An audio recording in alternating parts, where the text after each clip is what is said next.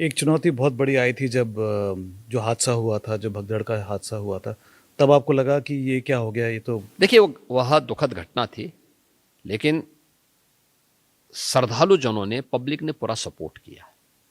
आपने देखा होगा रात्रि को घटना घटित होती है 28-29 की रात्रि को। उस समय कुंभ क्षेत्र में और प्रयागराज सिटी के अंदर भी मिलाकर के लगभग 5 करोड़ श्रद्धालु हैं, लेकिन 15 मिनट के अंदर घटना घटित होती है। लेकिन ग्रीन कॉरिडोर बनाने से लेकर के घायल लोगों को हॉस्पिटल पहुंचाने में पब्लिक ने बड़ा सपोर्ट किया। अक्सर होता है जब कोई घटना घटित होती है तो लोग उत्तेजित होते हैं, तोड़फोड़ करते हैं, नहीं, उसके विपरीत सभी ने बहुत अच्छे सहयोग से उन्हें हॉस्पिटलाइज पहुंचाया। फिर हॉस्पिटल में जो घायल थे मैं उनसे मिलने के लिए गया था। मैं भौचक था कि उन लोगों ने जो मुझे वहां वो लोग कहते थे कि साहब इसमें सरकार की कोई गलती नहीं है, तो जो है हम लोग स्नान करके लेटे हुए थे। अच्छा, हमें पुलिस ने 1-2 बार उठाया भी, लेकिन फिर हम इस मोह में कि साहब अभी जब अखाड़े जाएंगे 4 बजे से स्नान करने के लिए, तो उनके साथ अखाड़े के साथ हम भाग ले लेंगे।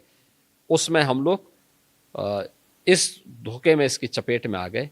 लेकिन इसमें आप किसी के खिलाफ कार्रवाई मत करना। अरे हमने कहा देखो पहले जांच होने दीजिए, आप पहले स्वस्थ होइए।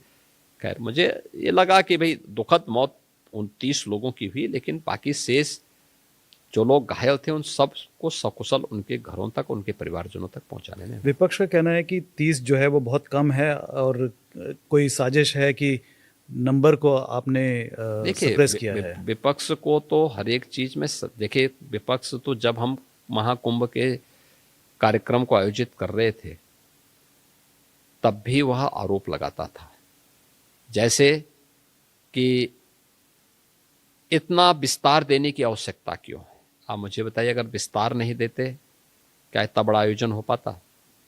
फिर हमने जब पेंटून ब्रिज लगाए, 30 पेंटून ब्रिज बनाए।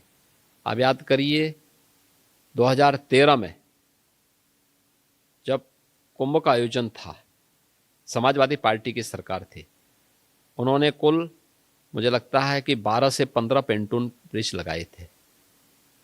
कोई भी उन्होंने वहां पे अस्थाई घाट नहीं बनाया था, कोई कॉरिडोर नहीं बनाए थे, कोई भी ऐसी सुविधा नहीं दी थी जिससे श्रद्धालु जनों को स्वच्छता के बारे में या वहां की सुरक्षा के बारे में बेहतर अनुभव लेकर के जाएं। अविरल और निर्मल गंगा मिले, इसके लिए भी कोई इंतजाम सरकार ने नहीं किया था। पहली बार इन सब का आनंद लोगों ने लिया, तब भी ये लोग उंगली उठा रहे थे।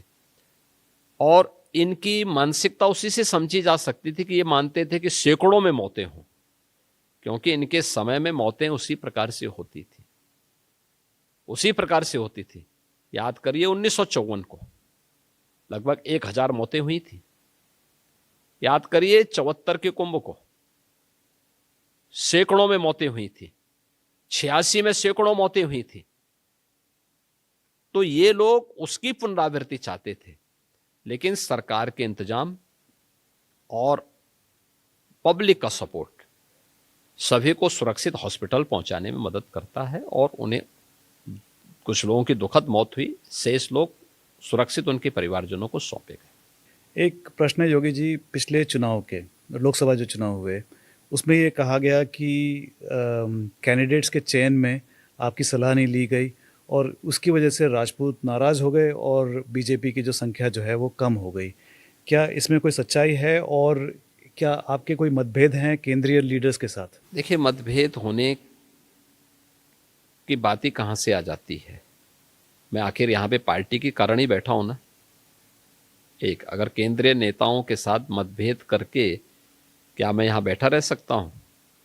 एक, दूसरी बात है टिकट का वितरण, यह पार्टी का पार्लियामेंट्री बोर्ड करता है, और पार्लियामेंट्री बोर्ड में सब पे चर्चा, सबके विषय में चर्चा होती है, बाकायदा स्क्रीनिंग के माध्यम से वहां पहुंचती है बातें। तो बोलने के लिए कोई कुछ भी बोल सकता है, किसी का मुंह आप बंद थोड़े कर सकते हैं। जब आपको मुख्यमंत्री चुना गया 8 साल पहले, तो आपने बयान दिया था कि आप जो भी हैं, आप जो इस पद पर पहुँचे हैं, वो मोदी जी और जो केंद्रीय जो नेता हैं उनकी वजह से आप पहुँचे, उनके हाथ पकड़ के उन्होंने सब कुछ आपको सिखाया, राजनीति सिखाई और तब जाके यहाँ पे पहुँचे हैं। तो अब 8 साल के बाद आपको इतना एक्सपीरियंस है और इतना आपने कामयाबी हासिल की है, तो आप अपना रिश्ता किस तरह देखते हैं मोदी जी के साथ, अमित शाह जी के साथ और बाकी केंद्रीय नड्डा जी के साथ? जो 8 साल थे पहले थे वही रिश्ते आज भी हमारे लीडर हैं वो, और लीडर के रूप में हम लोग आज भी उनको वही सम्मान देते हैं। जी। ये आप कहते हैं कि यूपी में 80-20 की लड़ाई है, इसका क्या मतलब है? 80-20 की लड़ाई, ये वही लड़ाई है जो अभी हाल ही में उपचुनाव के माध्यम से परिणाम आए हैं। 2017 में जो परिणाम आए थे, 2022 में जो परिणाम आए थे। तो हम तो यही मानेंगे कि 80 जो है वो हिंदू हैं और 20 जो हैं मुसलमान हैं। 80% वे हैं जो भारतीय जनता पार्टी और उसके एजेंडे को पसंद करते हैं। 20% से कम में वे हैं जो विकास की नहीं, स्वार्थ की राजनीति को प्राथमिकता देते हैं। और मुझे लगता है कि उनके लिए मुझे अभी यानी जनता उनको पहले साइड कर चुकी है।